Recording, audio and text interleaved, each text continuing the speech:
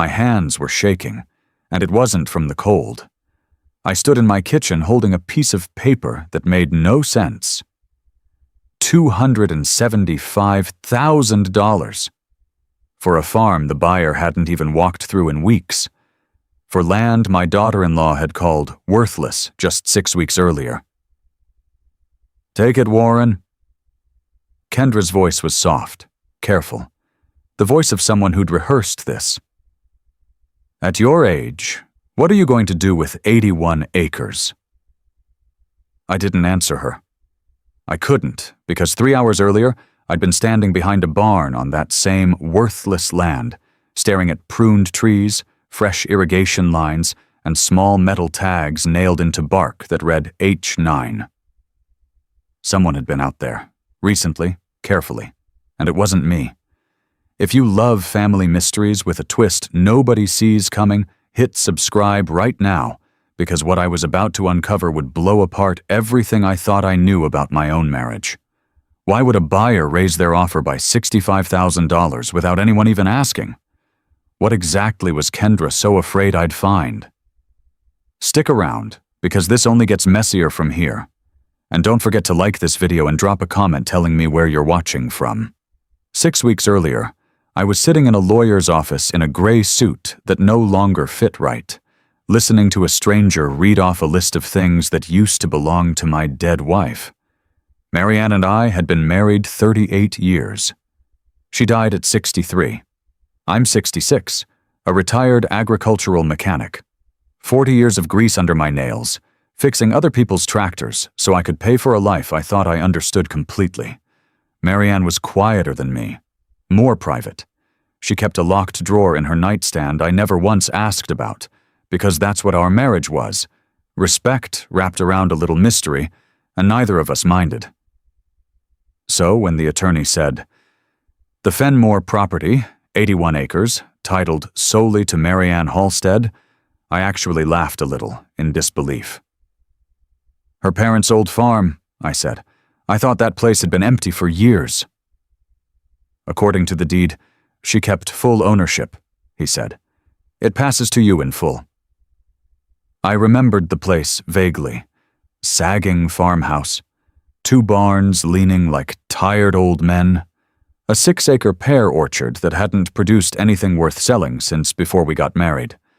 I figured it was sentimental clutter, the kind of thing people hold on to out of guilt, not use. I drove home that night feeling less like a man who'd inherited something, and more like a man who'd been handed one more thing to grieve. It didn't take long for everyone to start talking about what to do with it.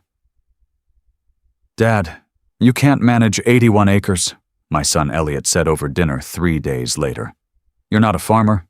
Mom wasn't a farmer." "I know that," I said. Kendra set her fork down, gently, the way she does when she wants a conversation to sound calmer than it is. "We're not trying to pressure you," she said. "We just love you, and we don't want to watch you drown in property taxes and repairs on top of everything else." She wasn't wrong. Grief had already hollowed me out. The idea of driving 90 minutes to deal with broken fences and dying trees felt unbearable. Then she said the thing that, looking back, should have made me pause. "Actually, I already looked into it. There's a company, Holloway Agricultural Group, that buys land like this all the time. I reached out just to see. They're offering $210,000. No repairs, no realtor, no waiting around. You could just be done with it." "You already contacted them?" I said. "I wanted to have options ready for you," she said quickly. "I didn't want you to feel stuck." Elliot nodded beside her. "It's a good number, Dad. Better than you'd think for a rundown place." It was tempting. God, it was tempting. $210,000 to erase a responsibility I never wanted, at a time I barely had the energy to get out of bed some mornings. But something in me, 40 years of marriage instinct, maybe just stubbornness, made me say, "I want to see it first, before I sign anything." Kendra's smile flickered. Just for a second. "Of course," she said. "Whatever you need." The farmhouse looked exactly as sad as I remembered, paint peeling in long gray strips, a rotted porch step, weeds standing knee-high where a garden used to be, one barn door hanging crooked off a single hinge. Kendra's right, I thought. This place is falling apart. Then I walked behind the western barn, and the whole day changed shape. The grass back there was cut. Not wild, cut recently in clean rows. 6 acres of pear trees stood in front of me, and unlike everything else on the property, they didn't look abandoned at all. Rows had been pruned with obvious care. Black irrigation tubing, nowhere near old enough to have sat unused for years, ran along the base of each tree. Small metal tags were clipped to certain branches, stamped with codes. P-11, R-07, P-18, and over again H-9. I stood there in the quiet, running my thumb over one of the tags, feeling something cold move through my chest that had nothing to do with the wind. "Somebody's been out here?" I said, out loud, to nobody. I pushed open the barn door, and that's when the day stopped feeling like a real estate visit. Hanging on a hook, a pair of women's work boots caked in dried mud, gardening gloves worn through at the fingertips, pruning shears oiled and sharp, empty fertilizer bags stacked neatly in the corner, a folder of receipts, the newest one dated 4 months before Marianne died. And on a shelf, half hidden behind a coffee can of nails, 7 spiral notebooks. I opened the oldest one first. Small, slanted handwriting, unmistakably hers, dated back 14 years. I sat down on an overturned crate in the cold and just read. Harvest dates, bloom periods, fruit weight recorded to the ounce, frost damage, sugar content, storage duration, tree by tree, season after season. And that code again, H-9, circled, underlined, referenced more than any other tree in the orchard. My wife. My quiet, private wife, who I thought spent her Tuesday afternoons at the library or visiting her sister, had been driving out here for 14 years, working this orchard like a scientist. And she never said one word to me. I didn't know whether to feel proud of her or gutted that she'd never let me in. At the next dinner, I mentioned it, carefully, testing the water. "I found some notebooks out at the farm," I said. "Your mother kept records on the pear trees, for years." Kendra's fork paused halfway to her mouth, barely a flicker. But I caught it, and something in my gut twisted right then. Not proof of anything, just a feeling, sudden and unwelcome, that she already knew more than she was letting on. I didn't say it out loud. Not yet. I just filed it away and kept watching her face. "Records?" she said, recovering fast, her voice gone light. "Probably just her gardening hobby. Marianne always loved that orchard." 14 years of records isn't a hobby, Kendra," I said. "That's a project." "Either way," she said, reaching for her wine, "it doesn't change anything about the sale, does it?" I told her I wanted more time. I wasn't ready to sign. Her reaction was sharper than I expected. "Warren, I love you, but I think grief is clouding your judgment. You're going to sit on 81 acres of dead weight over some old notebooks about pears?" "I just want time," I said again. 4 days later, the second offer landed. 275,000, 65,000 more than the first. I hadn't negotiated. I hadn't even spoken to them. Which put me right back in that kitchen, holding the paper, Kendra urging me to sign, and one question burning louder than anything else in my chest. Why would anyone raise an offer by that much for land they hadn't even walked in weeks? For the first time, I let myself think it. Does Kendra know something I don't? If you're feeling that same suspicion I felt standing in that kitchen, tell me in the comments. Did you already suspect Kendra? Keep watching, because it gets a lot messier before it gets better. That weekend I went back through the notebooks and found a business card tucked in the back of the newest one. Dr. Naomi Vickers, horticulture specialist. My hand actually shook a little dialing the number. When I explained who I was and that Marianne had passed, there was a long silence. Then her voice, quiet with shock. "What happened to the H-9 trees? Are they still standing?" "They're still there," I said. "What is H-9? She exhaled slowly. "I think we need to sit down. In person, if you can." We met at the farm 2 days later. Walking the rows, Naomi told me Marianne's father had once grown an old pear line that, almost by accident, survived late spring frosts better than the varieties around it. Most growers never noticed. Marianne had. For 14 years, she'd been selectively propagating the trees that showed the strongest version of that trait. Testing, recording, discarding, starting over. H-9 was the strongest line she'd ever produced. "She wasn't chasing money," Naomi said. "She was chasing an answer. If a pear variety could reliably survive a late freeze, that's not just interesting. That's real value to any commercial grower who's lost a harvest to one bad night. But I need to be honest with you, Warren. It's not proven. She died before the trials were finished. This could still fail." I looked down the row of trees my wife had touched and measured for 14 years, without telling me a single word.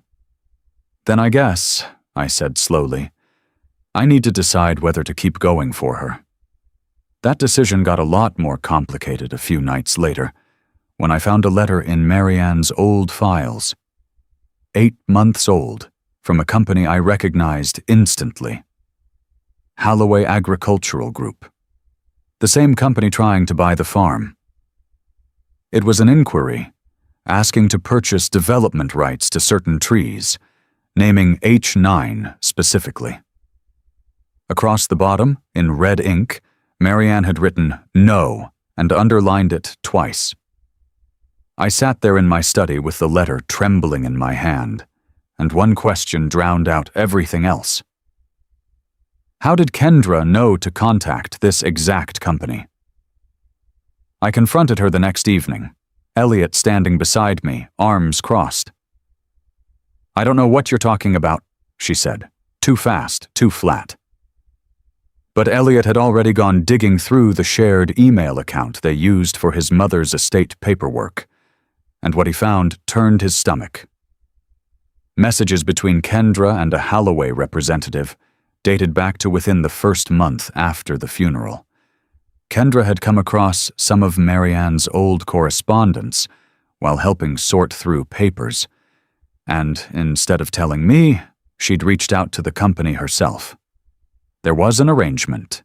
If she helped push through a fast, quiet sale, she'd get a private consulting fee once it closed. "Kendra."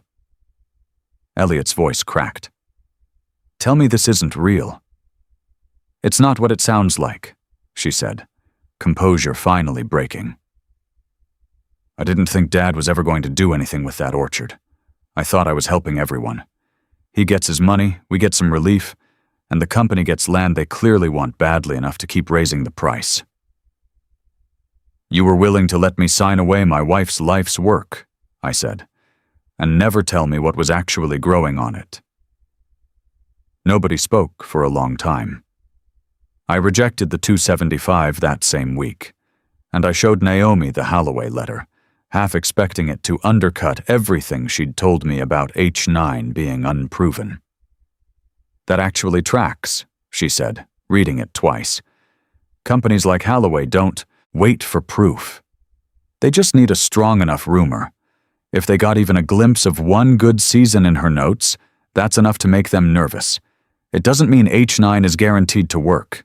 It means somebody already thought it was worth being nervous about." I told her I'd give my wife's orchard one honest season before deciding anything else. My old life as a mechanic turned out to matter. I fixed the broken irrigation pump myself, replaced damaged lines, repaired fencing with my own hands. At night, I read 14 years of Marianne's notes, learning the rhythm of a woman I thought I'd fully known. For the first time since she died, I had somewhere I needed to be every morning. Then the forecast changed.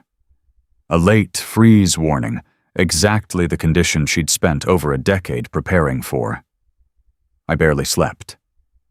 Naomi and I did everything we could to protect the orchard, and by morning frost coated every branch in a thin, brutal layer of white.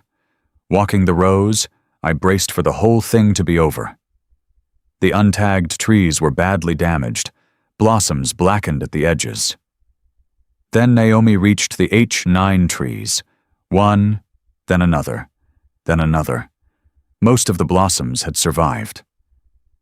"It's not a miracle," she said quietly, almost afraid to say it too loud. "But it's real, Warren. She actually found something." The next 2 years weren't instant. Some propagated trees failed. Others thrived. A second strong season built the case further, until a regional nursery finally signed a real propagation agreement. I restored the rest of the old orchard, sold pears locally at first, then watched licensed H-9 saplings start reaching growers outside the county. I named the new variety the Marianne pear. Not for marketing, because she was the one who started it. Just when I thought the story was finished, Marianne's attorney called one last time. There was an envelope I'd never been given, sealed, with instructions that it'd only be handed over if I chose to keep the farm. Inside, in her familiar slanted handwriting, she admitted she never knew if H-9 would actually succeed. She hadn't told me because she didn't want 14 years of her own obsession to become my burden. But she also couldn't leave the orchard to a man who'd sell it the moment it became inconvenient. So she left me the choice instead. If I sold it, she'd understand completely. But if I stayed, she already knew I'd give her work a fair chance. I still walk those rows every harvest, watching workers fill crates beneath trees my wife touched before I ever knew to look for her out there. I always pause beside one of the original H-9 trees. I used to think Marianne left me 81 acres. Then I thought she'd left me a valuable pear variety. Neither one was quite right. She left me something she'd started but couldn't finish, and the freedom to decide, all on my own, whether it deserved one more season. Kendra wanted me to sell my wife's farm because she already suspected something valuable was growing there. It just took me a lot longer to understand why Marianne wanted me to keep it. If this moved you, hit like, subscribe for more real family stories like this one, and tell me in the comments, would you have trusted Kendra, or would you have driven out to that farm the first chance you got?